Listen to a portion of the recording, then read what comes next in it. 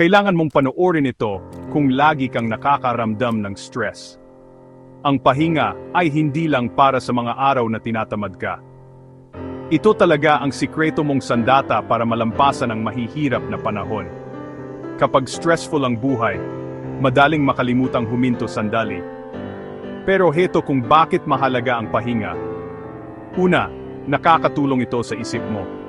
Ang pagpapahinga ay nagpapalinaw ng iyong mga iniisip at nakakatulong sa iyo na mas mahusay na harapin ang mga problema. Pangalawa, gumagaling at nagre-recharge ang katawan mo kapag nagpapahinga ka.